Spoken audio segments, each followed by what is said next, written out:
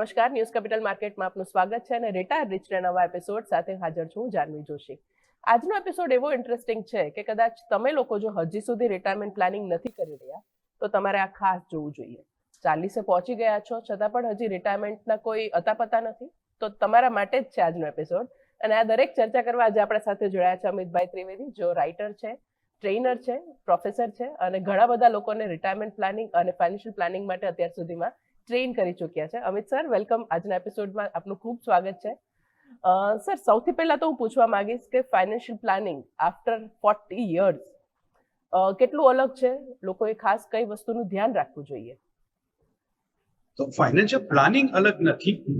જે તે વ્યક્તિની અથવા કુટુંબની પરિસ્થિતિ બદલાઈ શકે છે અને એ બદલાતી પરિસ્થિતિને ધ્યાનમાં રહેવું જોઈએ. કારણ કે 40ની ઉંમર આવે ને તે એક ઉંમરનો એવો તબક્કો છે કે જ્યારે ઘરમાં જો પરિણીત વ્યક્તિ હોય તો તેની ખાસ વાત કરું, ઘરમાં બાળકો હોય જે શાળામાં ભણતા હોય, હવે એનું ઉચ્ચ શિક્ષણ માટે આયોજન કરવું પડે.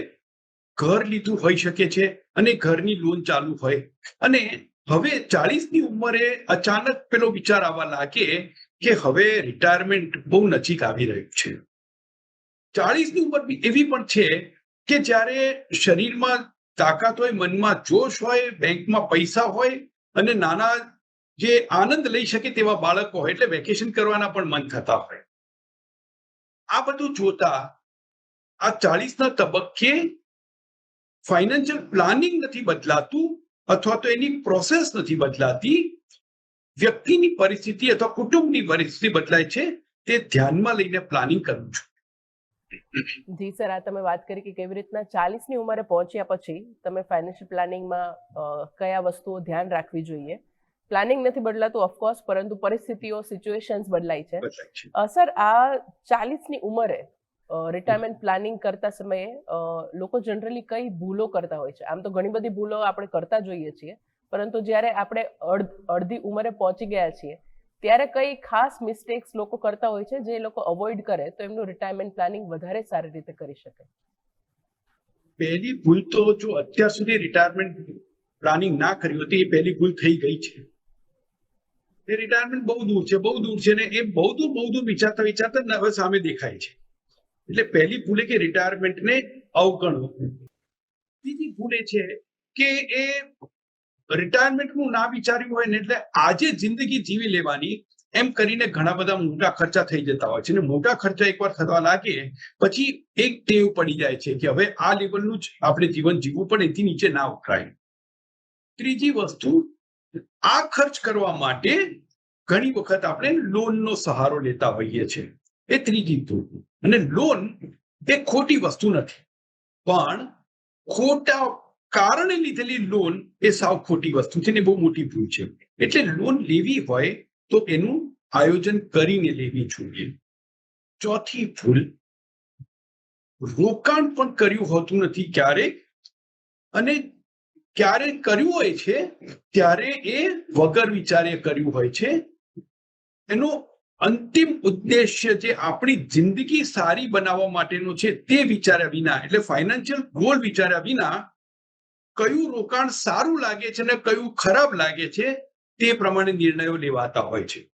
હવે આ રોકાણ સારું કે ખરાબ લાગે છે તેના આધારે જો બજારમાં ઉતાર ચઢાવ આવે ને એટલે મનમાં પછી ઘણી વખત ઉલટા વિચારો આવે છે અને જે નુકસાન થતું હોય તેમાંથી પૈસા લોકો કાઢી લેતા હોય છે અથવા તો જે ઓલરેડી મોંઘું થયું હોય તે ખરીદતા હોય છે. એટલે એ ભૂલનો એને મેગ્નિફાઈ કરે છે. પાંચમી ભૂલ, વીમાને અવગણતા હોય છે. અને વીમો એ ખાસ કરીને હું હેલ્થ ઇન્સ્યોરન્સ માટે વધારે ભાર આપીશ, જીવન વીમો પણ એટલો જ અગત્યનો છે, એને અવગણવો નહીં. જીવન વીમાની વાત કરીએ ત્યારે ઓછા પ્રીમિયમમાં વધારે કવર મળે તેવો પ્રયત્ન કરવાનો.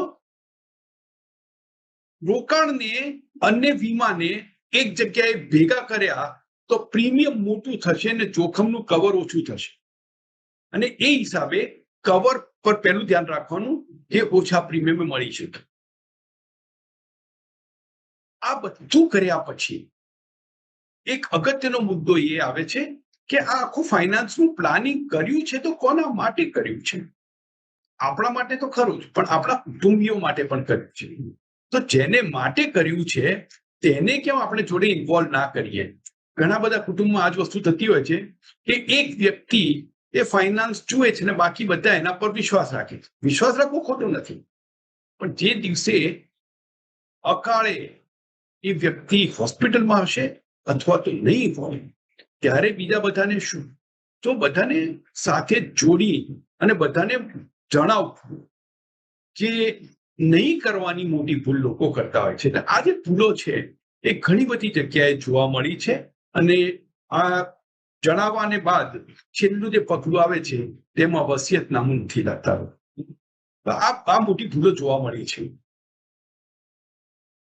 આપણે વાત કરી કે કઈ કઈ મિસ્ટેક્સ જનરલી લોકો કરતા હોય છે રિટાયરમેન્ટ પ્લાનિંગ માટે. સર, એક વસ્તુ પૂછવા માંગીશ કે જ્યારે આપણે અલગ અલગ ઇન્વેસ્ટમેન્ટ કરતા હોઈએ છીએ, અલગ અલગ ઇન્કમ પ્રમાણે બધાના રિસ્ક એપેટાઇટ પણ અલગ અલગ હોય છે.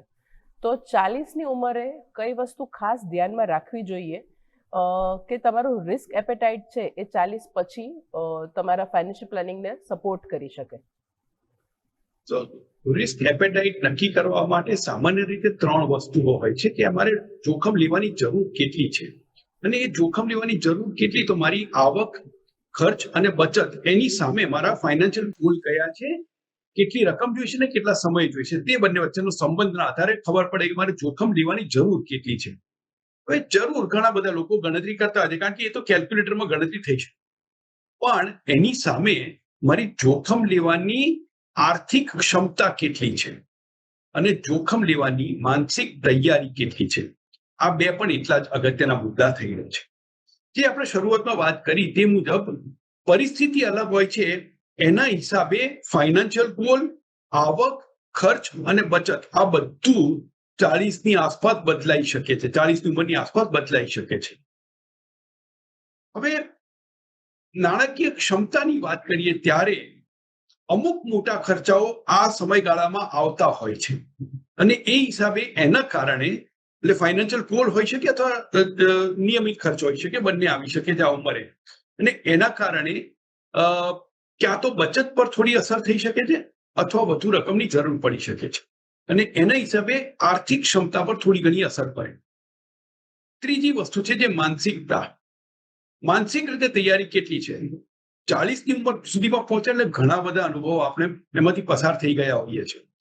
અમુક અનુભવોના કારણે આપણે શીખ્યા હોઈએ છીએ અને આપણું વિચાર કરવાની શક્તિ મજબૂત બની હોય છે. અમુક વખતે ઝાટકા લાગ્યા હોય છે અને એના કારણે આપણે ડરીને કામ કરતા હોઈએ છીએ, એટલે માનસિકતા પર એ અસર પડે છે. આ બધું જ આપણે જો એક માળખામાં મૂકીએ તો તેમાં બીજી એક વસ્તુ મૂકવી પડે કે જે ફાઇનાન્શિયલ ગોલની વાત કરીએ એ આખા કુટુંબના ફાઇનાન્શિયલ ગોલ્સ જોવા પડે, અને એની સામે આવક જોઈએ કે ખર્ચ જોઈએ એ પણ કુટુંબના બધા જ સભ્યોને સાથે જોડીને જોવું જોઈએ. એટલે ઘરમાં જો 2 વ્યક્તિ કે 3 વ્યક્તિ કમાનાર હોય તો એની પરિસ્થિતિ બદલાઈ જાય, ત્યારે ઘરમાં એક જ વ્યક્તિ કમાનાર હોય ને 4 કે 5 જણાનું જીવન એના પર નિર્ભર, તો એ પરિસ્થિતિ બદલાઈ જાય, અને આ બધી જ વસ્તુ ભેગી કરીએ ત્યારે રિસ્ક એપેટાઇટ નક્કી થાય. 40ની ઉંમર એ ક્રિટિકલ એટલા માટે થાય છે, લગભગ એ આસપાસ, એ ઉંમરની આસપાસ, નોટ એક્ઝેક્ટલી 40, પણ એ ઉંમરની આસપાસ એટલા માટે કારણ કે હવે જીવનનો એક બહુ મોટો અગત્યનો તબક્કો એ આવી ગયો છે, અને એના હિસાબે આ રિસ્ક પ્રોફાઇલિંગ અત્યાર સુધી ના કર્યું હોય તો આ સંજોગોમાં જરૂર કરવું જોઈએ. સર, આ વાત થઈ કે કઈ કઈ રીતના આપણે રિસ્ક એપેટાઇટ ફાઇનાન્શિયલ પ્લાનિંગમાં ઇન્ક્લુડ કરવું જોઈએ, કઈ વસ્તુનું ખાસ ધ્યાન રાખવું જોઈએ, અને અત્યારે સમય થયો છે એક નાનકડા વિરામનો, પરંતુ વિરામ બાદ આગળ આ ચર્ચાને આગળ ધપાવીશું.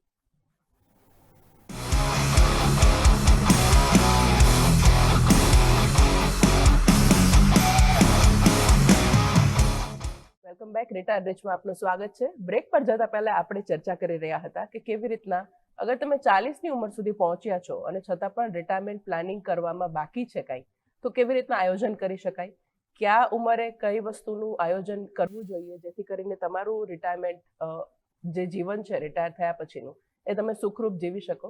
એના દરેક ચર્ચા કરવા આજે આપણા સાથે જોડાયા છે અમિતભાઈ ત્રિવેદી. જેઓ લેખક છે, ટ્રેનર છે, પ્રોફેસર છે અને ઘણા બધા લોકોને અત્યાર સુધી મેં એમને રિટાયરમેન્ટ પ્લાનિંગ અને ફાઇનાન્શિયલ પ્લાનિંગ વિશે માહિતી આપેલી છે. Amit sir, once again welcome back આજના એપિસોડમાં. બ્રેક પર જતા પહેલા આપણે વાત કરી કે કેવી રીતના જો રિટાયરમેન્ટ પ્લાનિંગ યોગ્ય સમયે ના થાય તો ડેન્જરસ બની શકે, કઈ કઈ વસ્તુઓ જરૂરી છે, કઈ મિસ્ટેક્સ જનરલી લોકો કરતા હોય છે રિટાયરમેન્ટ પ્લાનિંગમાં. સર, આગળ હું પૂછવા માંગીશ કે દરેક ઉંમરમાં દરેક ઘરના ખર્ચાઓ પ્રમાણે એક એમરજન્સી ફંડ રાખવું જરૂરી હોય છે. તો જ્યારે 40માં છો તમે, મિડ એજ કહી શકાય, મિડ એજમાં તમારે કેટલું એમરજન્સી ફંડ રાખવું જરૂરી છે ફેમિલીના ઇન્કમ પ્રમાણે, ફેમિલીના લોકોના સભ્યોના ગણતરી પ્રમાણે અને એક્સપેન્સીસ પ્રમાણે. તો આઈડિયલ એમરજન્સી ફંડ કેટલું હોવું જોઈએ અને કેવી રીતના એનું પ્લાનિંગ કરવું જેથી કરીને રિટાયર થાય ત્યારે પણ એ એમરજન્સી ફંડ જળવાયેલું રહે? આમાં આઈડિયલ રકમ કેટલી હોવી જોઈએ એના કરતા હું એ રીતે જોઈશ કે કયા પ્રશ્નો ધ્યાનમાં લેવા જોઈએ, કઈ માળખું બનાવી શકાય કે નહીં, કે જેના આધારે આપણને ઇમરજન્સી ફંડ કેટલું હોવું જોઈએ તેને ખબર પડે. તો સૌથી પહેલા તો કુટુંબમાં કમાનાર વ્યક્તિ જો એક જ હોય તો તે વ્યક્તિની જોબ ગઈ કોઈ કારણે અથવા આવક પર ખરાબ અસર થઈ તો આખા કુટુંબને ખર્ચા ક્યાંથી પૂરા પડશે તે પ્રશ્ન આવે. આજે ઇમરજન્સી ફંડ છે એનો સૌથી મહત્વનો જે ફાયદો હોય છે અથવા તો ઉદ્દેશ્ય હોય છે તે આ છે કે કમાનાર વ્યક્તિની નોકરી ટેમ્પરરી ગઈ તો તેટલા સમય ઘરનો ખર્ચો ક્યાંથી ઉપાડી શકાય. હવે જો એ જ કુટુંબમાં 2 જણ કમાનારા હોય તો 2ની નોકરી એક સાથે જાય તે સંજોગો, તે સંભાવનાઓ ઘટી જાય છે. આ 2 જણ બંનેની નોકરી જરૂરી છે જેના કારણે ઘરનો ખર્ચો પૂરો પડે છે, એ એક પ્રકારનું કુટુંબ હોય. બીજા પ્રકારનું કુટુંબ એવું હોય કે જેમાં 2 જણની કમાણી એટલી બધી છે કે બેમાંથી કોઈ પણ એકની કમાણીથી ઘરના જે સામાન્ય રેગ્યુલર ખર્ચા જે છે તે પૂરા થઈ શકે. આ અલગ અલગ પ્રકારના આપણે કુટુંબોની વાત.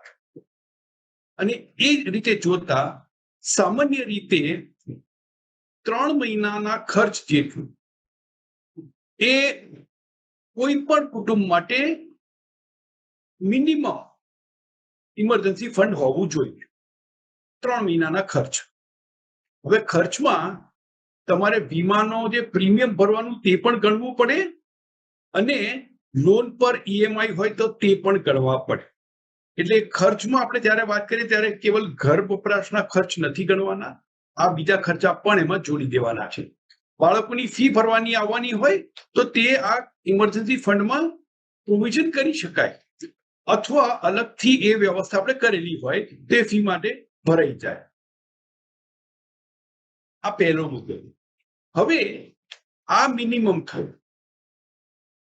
જો કમાણી પર જોખમની સંભાવના વધતી જતી હોય તો પછી 3 મહિનાથી આપણે 4 મહિના, 6 મહિના, 12 મહિના જો કોઈ સેલ્ફ એમ્પ્લોયડ વ્યક્તિ હોય અને ઘરમાં એક જ કમાનાર વ્યક્તિ હોય તો તેવા સંજોગોમાં 1.5 થી 2 વર્ષના ખર્ચા સુધી પણ આપણે ઇમરજન્સી ફંડ વિચારી શકાય. હવે આમાં થોડો મુદ્દો એવો આવે છે કે કોને કેટલું હોવું જોઈએ કેટલું નહીં, એમાં રિસ્ક પ્રોફાઇલ આવે. ઘણા લોકો એવું વિચારતા હોય છે કે જો બહુ જ કન્ઝર્વેટિવ અથવા ડરપોક હોય તો તે વધારે લાંબા સમય માટે એનું ફંડ રાખે. પણ એ ડરપોક માટે લાંબો સમયગાળો કરવાનું ચાલે અથવા મોટું ફંડ ચાલે, પણ વધારે પડતા એગ્રેસિવ કે ઉત્સાહી હોય એટલે ફંડ જ ના રાખે એ ના ચાલે. એટલે આમાં એગ્રેસિવ માટે આપણે કોઈ બાંધછોડ ના કરાય. કન્ઝર્વેટિવ હોય તો ઇમરજન્સી ફંડ મોટું કરાય. પણ એઝ અ થંબ રૂલ આપણે જો ગણીએ તો તે થંબ રૂલ પ્રમાણે મોટાભાગના ફાઇનાન્શિયલ પ્લાનર્સ 3 થી 6 મહિનાના ખર્ચ જેટલું ઇમરજન્સી ફંડ કહેતા હોય છે. ઘણા બધા એને 6 થી 12 મહિનાની પણ વાત કરતા હોય છે. સર, જનરલી આ તો વાત થઈ આપણે એમરજન્સી ફંડની, પરંતુ જનરલી એવું થતું હોય છે કે જ્યારે લોકોની સેલેરી વધે એટલે એમને ખર્ચા કરવાના રસ્તા તો ઘણા બધા વધી જતા હોય છે, પરંતુ બરાબર છે. સેવ ક્યાં કરવું એના રસ્તાઓ કદાચ બહુ ઓછા લોકો શોધતા હોય છે. તો Right. એવરી સેલેરી હાઇક પ્રમાણે એસઆઈપીઝ ઇન્ક્રીઝ કરવી જોઈએ જેથી કરીને રિટાયરમેન્ટ પ્લાનિંગ જ્યારે આપણે કરી રહ્યા છીએ તો એમાં નિવૃત્તિ પછીનું જીવન સારી રીતના આપણે ગાડી શકીએ? તો આમાં બહુ સરસ વસ્તુ જાણવી કે પેલો મને હું જેમ જેમ વિચારતો જઉં તેમ એ વસ્તુને ધ્યાનમાં આવે છે કે આ કેપિટલિઝમનો અર્થ શું? તો કે કમાવાનું અઘરું ને ખર્ચવાનું છે, એનું નામ કેપિટલિઝમ. એટલે તે કહ્યું ને તે મુજબ કે શું કરવું એ રોકાણનું એ ખબર નથી પડતી, પણ રોકાણ કેવી રીતે કરવું એની ખબર ઓછી પડે છે, પણ ખર્ચ ક્યાં કરવા બધે જ આપણને રસ્તા દેખાય છે. હવે તકલીફ આમાં શું થાય છે કે હું કમાણી કરતી વખતે જેટલો મારો ખર્ચ વધારું, મારે રિટાયરમેન્ટના સમયમાં એ ખર્ચો ઘટાડવાની ખૂબ નેગેટિવ અસર થઈ શકે છે માનસિકતા પર. અને જેટલી કમાણી વધે એટલો ખર્ચો વધારતો જઉં તો ફુગાવાના દર પ્રમાણે મારો રિટાયરમેન્ટનો ખર્ચો એટલો જ વધવાનો છે. અને એ હિસાબે જો જોઈએ તો અત્યારે હું ખર્ચો ખૂબ વધારવાને બદલે જેટલી મારી આવક વધી તે અનુસાર જો બચત પણ વધારું તો મારી પાસે ભંડોળ મોટું ઊભું થશે અને ખર્ચા મેં બહુ નહીં વધાર્યા હોય તો મારી જીવનશૈલી એટલી મોંઘી નહીં થાય. એટલે આ સામાન્ય નિયમ છે. હવે એને બીજી રીતે જોઈએ કે દાખલા તરીકે હું 100 રૂપિયા કમાઉં છું, એમાંથી કરવેરા અને ખર્ચા બાદ કરતા એમાંથી 80 રૂપિયા નીકળી જાય છે, મારી પાસે 20 રૂપિયાની બચત થાય છે, ઉદાહરણ તરીકે. હવે જે વખતે મારે એ 100 રૂપિયાની કમાણી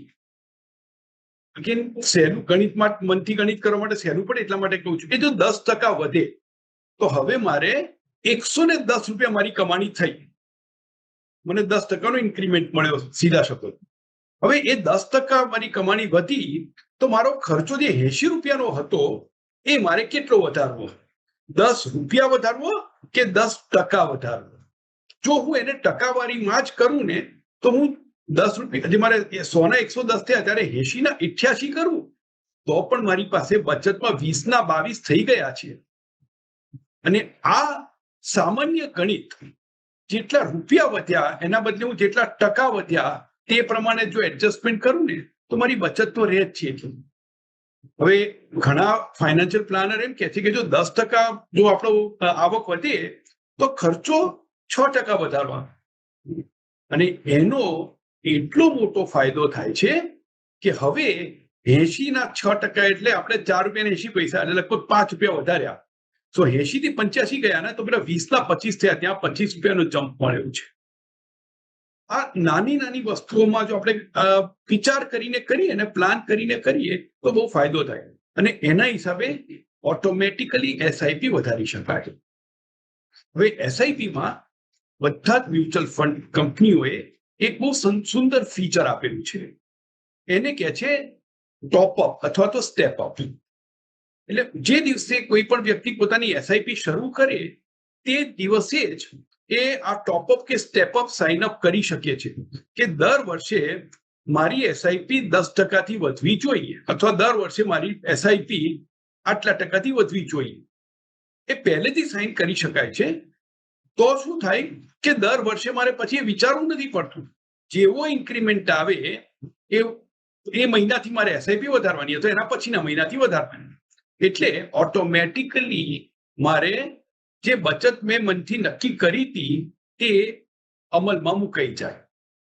અને આ બચત જે વધે છે તેના કારણે એટલો મોટો ફેર પડે છે. સીધી સાદા જો ઉદાહરણ તરીકે લઉં કે મારે દાખલા તરીકે અમુક રૂપિયા મારે રિટાયરમેન્ટ ભંડોળ ભેગું કરવું છે.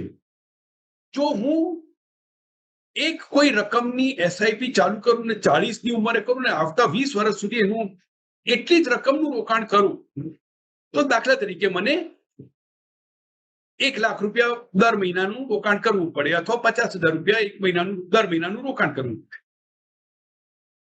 એના બદલે જો હું પેલો સ્ટેપઅપનો સહારો લઉં ને એટલે નાની રકમથી ચાલુ કરીને ધીરે ધીરે વધારતો જઉં તો આ 50,000 ને બદલે સંભાવના છે કે મારે આજે 30,000 થી ચાલુ કરવું પડે અને તો પણ ભંડોળ એટલું જ ઊભું થઈ શકે છે.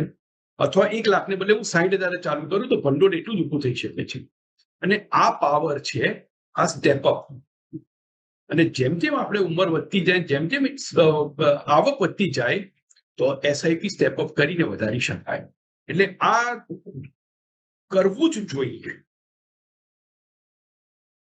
જી સર, તો આ વાત કરી તમે કે કેવી રીતના સ્ટેપ અપ કરીને આપણે રિટાયરમેન્ટ પ્લાનિંગમાં એસઆઈપી ઇન્ક્રીઝ કરવી જોઈએ, જેથી કરીને આપણે જે લાઈફસ્ટાઈલ જીવવા માંગીએ છીએ, જે મેન્ટેન કરવા માંગીએ છીએ, એ મેન્ટેન થાય. સર, આજના સમયમાં મોટાભાગના લોકો પ્રાઇવેટ જોબ્સમાં છે અને એ ટાઈમે જોબ સિક્યોરિટી એક મોટો પ્રશ્ન રહેતો જ હોય છે. તો જ્યારે આ ટાઈપની પ્રાઇવેટ જોબ્સ હોય કે શિફ્ટિંગ જોબ ચાલતી હોય, અવારનવાર જમ્પ લેવાતા હોય, એ ટાઈપના માઇન્ડસેટ જેમના છે અથવા એ ટાઈપની જોબ્સ જેમની છે, એમના માટે રિટાયરમેન્ટ પ્લાનિંગમાં શું ખાસ ધ્યાન રાખવું જોઈએ? જો આમાં એક જ વસ્તુ ફેર પડે છે કે નોકરી ક્યારે જાય તેની એક અનિશ્ચિતતા વધી જાય છે. બાકી પ્રાઇવેટ જોબમાં તમે અમુક ઉંમરે રિટાયર થાવ કે એની જોબ બદલતા રહીને અમુક ઉંમરે રિટાયર થાવ, એનાથી કોઈ ફેર પડતો નથી. રોકાણની વાત પછી કરું, પણ એની પહેલા બીજી એક વાત કરું કે ઘણા બધા જે જોબ કરનારા લોકો હોય છે તે એવું માને છે કે મારી કંપનીએ મારા માટે જીવન વીમો લીધો છે, મારી કંપનીએ મારા માટે આરોગ્ય વીમો લીધો છે, એટલે મારે અલગથી લેવાની જરૂર છે. અને આ જ એક મોટી ભૂલ જે કરતા હોય છે કે જેમાં હું એક નોકરી છોડીને બીજી નોકરીમાં ગયો ત્યારે મારે આ ખાસ કરીને હેલ્થ ઇન્સ્યોરન્સની કન્ટિન્યુટી નથી રહેતી. ઘણી બધી જગ્યાએ હેલ્થ ઇન્સ્યોરન્સમાં એક પેલો મોરેટોરિયમ પીરિયડ હોય છે કે આજે ઇન્સ્યોરન્સ લીધો, એનરોલ કર્યું, તો 1 વર્ષ પછી જો કોઈ બીમારી આવે તો તમને અમુક પ્રકારની બીમારી માટે વેટ પીરિયડ હોય છે, તો તે પછી જ તમને વીમાની રકમ મળે, એ પહેલા ના મળે. હવે કોઈ વ્યક્તિ 40ની ઉંમરે છે, નોકરી બદલી અને નવામાં એવું કહ્યું છે કે ભાઈ તમને કોઈ કિડની એલિમેન્ટ આવે અથવા હાર્ટ એટેક આવે તો તમને એ 1 વર્ષ સુધી એના પર ક્લેમ નહીં મળે. એટલે 1 વર્ષ આપણે વગર રક્ષણે જીવી રહ્યા છીએ એવું થયું. બીજી એક વસ્તુ થાય કે આપણે જો જમ્પ કરતા હોઈએ એક જોબમાંથી બીજામાં, તો ક્યારેક એવું પણ મન થાય છે કે 2 જોબની વચ્ચે 15 દિવસની છુટ્ટી લઈ લઈએ ને, આપણે એક જોબ છોડીને પછી બીજી 15 દિવસ પછી જોઈન કરશું તો આપણે ક્યાં તો વતનમાં જઈ આવીએ અથવા કોઈ વેકેશન કરી આવીએ. આ 15 દિવસ જે છે ને તે પણ આપણે કવર વગરના છીએ. અને ત્રીજું, જે તે કહ્યું તે મુજબ કે નોકરી ગઈ તો શું, તો એ નોકરી ગઈ ત્યાંથી માંડીને બીજી મળે તે વચ્ચેનો જે ગાળો છે તેમાં પણ હેલ્થ ઇન્સ્યોરન્સનું કવર નથી. અને એટલે સામાન્ય સલાહ બધા જ જે સારા ફાઇનાન્શિયલ એડવાઇઝર્સ છે તે આપતા જ હોય છે કે કંપની ભલે વીમો લેતી હોય તમારા માટે, પણ પોતાની જાતે તો એક વીમો લેવો જ, અને કેવળ પોતાના માટે નહીં, કુટુંબના બધા જ સદસ્યોને કવર કરે તેવું. સો આ એક વસ્તુ. બીજી એક વસ્તુ, રોકાણની વાત કરીએ તો રોકાણ કરવા માટે જેવી નોકરી બંધ થાય એટલે એસઆઈપી બંધ થવાની છે એ મનમાં રાખવા, અને એ હિસાબે એ વચ્ચે થોડો ખાડો પડવાનો છે, પણ જેટલું જલ્દી આપણે શરૂ કરી શકીએ એસઆઈપી નવી નોકરી મળતાની સાથે, એટલે એસઆઈપી શરૂ કરી દેવાની, એમાં રાહ નહીં જોવાની, એમાં વિચાર નહીં કરવાનો. એટલે આ અમુક નિયમો આપણે ધ્યાનમાં રાખવા જોઈએ. બિલકુલ સર, આ તમે એકદમ 100% સાચી વાત કરી કે અનસ્ટેબલ જોબ હોય કે જોબ વારે લોસ થતી હોય અથવા તો આઈડિયા નથી કે કેવી રીતના આગળ આપણે જોબ કન્ટિન્યુ રહેશે, એ બધા જ સંજોગોમાં કેવી રીતના તમારે રિટાયરમેન્ટ પ્લાનિંગ અને તમારા ફાઇનાન્શિયલ પ્લાનિંગમાં ધ્યાન રાખવું જોઈએ. અમિત સર, આજની ચર્ચા એટલી ઇન્ટરેસ્ટિંગ હતી કે આઈ એમ શ્યોર કે ઘણા બધા લોકોને આ ઉપયોગી થઈ હશે, પરંતુ અત્યારે સમય થયો, આપણો ક્વેશ્ચન્સ ઘણા બધા છે, પરંતુ હજી હવે આપણે સમય મર્યાદામાં છીએ, તો આજના એપિસોડમાં અત્યારે બસ આટલું જ. અમારા સાથે જોડાવા માટે થેન્ક યુ સો મચ. અને ન્યૂઝ કેપિટલ માર્કેટમાં વધારે સમાચારો અને વધારે ન્યૂઝ સાથે અમે હાજર થઈશું ફરીથી. Thank you so much.